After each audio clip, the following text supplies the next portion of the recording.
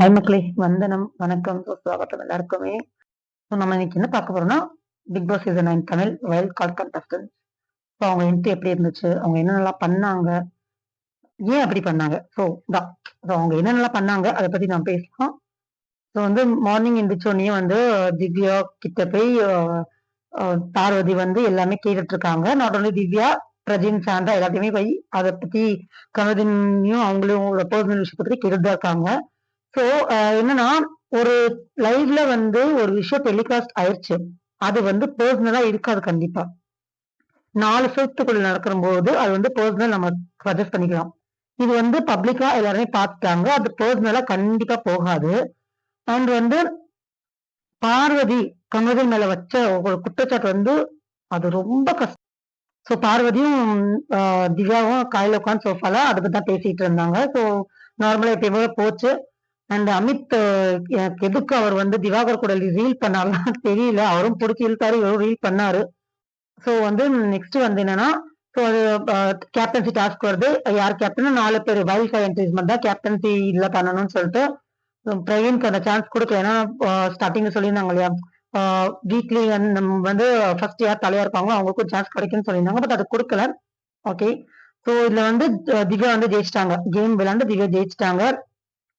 அவங்க போற விதம் சீரியஸாவே எனக்கு ரொம்ப பிடிச்சிருந்துச்சு. ஒரு கேப்டன் ஆயிட்டு அவங்க ரூல்ஸ் அண்ட் ரெகுலேஷன் எல்லாம் போட்டாங்க. சூப்பர். நிஜமாவே எனக்கு அவ்வளவு பிடிச்சிருந்துச்சு எல்லாம் பண்ணதவங்க. ஆனா அவங்க ஓவர் போர்டா போறாங்களோ அப்படின்னு எனக்கு ஒரு ஃபீல். என்னன்னா, திரும்ப திரும்ப நான் வெளியே பார்த்துட்டு இருந்தேன் சொல்லிட்டே இருந்தா அது ஒரு கட்டத்துல போர் அடிச்சிடும் நம்மளுக்கு. எனக்கு அவங்கள்ட்ட அந்த ஒரு பாயிண்ட் தான் கொஞ்சம் பிடிக்காம இருந்துச்சு. அண்ட் மத்த எல்லாம் அந்த ரூல்ஸ் அண்ட் ரெகுலேஷன் போடுறது எல்லாமே ஓகே. ஆனா அவங்க என்ன பண்றாங்கன்னா, இப்ப அவங்க ரூல்ஸ் போடுறாங்கன்னா அவங்களும் அது பண்ணணும். ஆப்போசிட் பர்சனை பேசக்கூடாது, அமைதியா இருக்கலாம் சொல்றாங்க. பட் அவங்களும் அப்படிதான் இருக்கணும். பட் அவங்க கொஞ்சம் கோவமாயிட்டு அவங்களும் கத்த ஆரம்பிச்சிடறாங்க. சோ இதுதான் உள்ள இருக்கிறவங்களோட நிலைமையும். அவங்களும் வேணும்னே கத்துறது இல்ல. அது விக்ரம் சொன்ன மாதிரி லாஸ்ட்ல அவங்களும் வேணும்னே கத்துறது இல்ல. அவங்களும் பிளான் பண்ணி கத்துறது இல்ல. அது என்னன்னா, ஒரு சில பேர் கத்திக்கிட்டே இருக்கிறது மட்டும் தான் வேலையை வச்சிருக்காங்க மார்னிங் டு ஈவினிங் வரைக்குமே. மத்தவங்க வேணும்னே கத்துறது. ஏதாச்சும் நடந்தா வேற ஆப்ஷனே இல்ல அவங்களுக்கு. அவங்க கத்திதான் அந்த மாதிரி தான் பண்ணிட்டு இருக்காங்க. நெக்ஸ்ட் நாமினேஷன் ப்ராசஸ் வந்துச்சு. சீரியஸா சொல்றேன், எனக்கு இது உள்ள இருக்கிற கண்டஸ்டன்ட விட வெளியே இருந்து 4 பேர் வந்தாங்க. அவங்க கேம் பார்த்துட்டு வந்தேன் அப்படின்னு சொல்ற ஒரு 4 பேரு எப்படி எப்படி இவங்க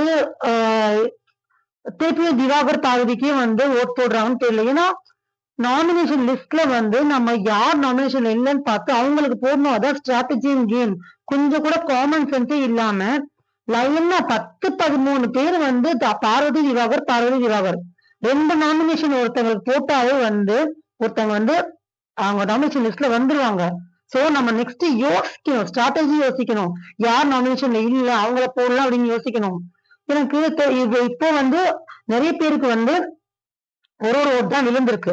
அவங்க எல்லாம் நாமினேஷன் லிஸ்ட்ல எடுக்காம இருந்தாருன்னா நிறைய பேர் மிஸ் ஆயிட்டாங்க. சோ எல்லாருமே போட்டிருக்காரு அவரு.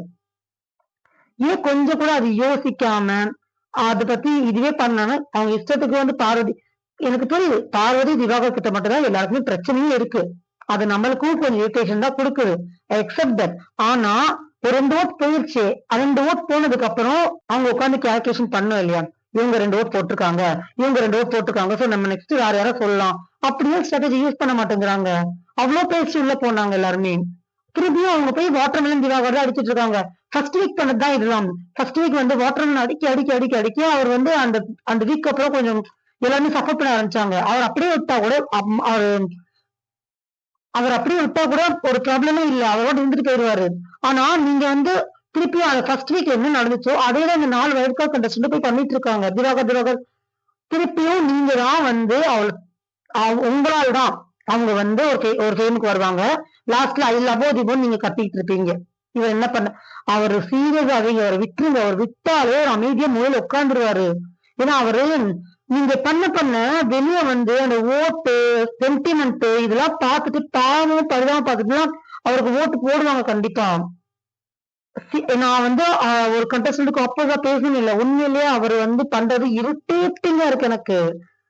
24 ஹவர்ஸ் ரீல்ஸ் மட்டும் தான் பண்ணிக்கிட்டு இருக்காரு. கேட்டா நம்ம திறமைய கோட்டதான் நம்ம வந்திருக்கோம் அப்படிமா இப்படிமா ஒரு ஆரம்பிச்சிருவாரு.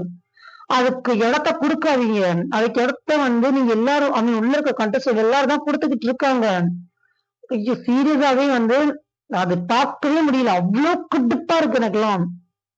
எனக்கெல்லாம் பாஸ் பண்ணி வச்சுட்டு ஃபார்வர்ட் பண்ணி பாக்குற அளவுக்கு எனக்கு கடுப்பா இருக்கு. அந்த அளவுக்கு பண்ணிட்டு இருக்காரு அவரு. ஸோ நெக்ஸ்ட் வந்து தக்காளி சட்னி, உனக்கு வந்தா ரத்த, எனக்கு வந்து தக்காளி சட்னி, அந்த டாஸ்க். ஸோ அதுல வந்து சீரியஸாவே வந்து திவாகருக்கு சப்போர்ட் பண்ணி தான் வேற ஆப்ஷனே இல்லை. அவர் வந்து எடுத்து வச்ச பாயிண்ட் எல்லாமே கரெக்ட். அந்த அளவுக்கு நீங்க வந்து பண்ணிருக்கீங்க. கண்டஸ்டன்ட் 4 மெம்பர்ஸ் பண்ணிருக்காங்க. ஸோ அவர் வந்து இந்த விஷயத்துல அடிக்கவே முடியல. ஏன்னா அவர் எடுத்து வச்ச எல்லா பாயிண்ட்டுமே கரெக்டா தான் இருக்கு. வெளியே இருந்து பாத்துட்டு வந்திருக்கீங்க. நாமினேஷன் லிஸ்ட்ல நீங்க பண்ண தப்ப வந்து சொல்லிட்டு இருக்காரு. ஸோ வியானா சீரியஸாவே அந்த பொண்ணு தெளிவா பாயிண்ட் எடுத்து வச்சுட்டு போயிட்டாங்க. விக்ரம் ஆஸ் யூஸ்வல் வலிக்காம எப்படி ஊசி போடணுமோ ஊசி போட்டுட்டு போயிருக்காரு. திவ்யா வந்து சீரியஸாவே அந்த இடத்துல வந்து அவங்க ஃபேஸே மாறிடுச்சு. அண்ட் திவாகர் திரும்பி வந்து பேசும்போது வந்து பிரஜின்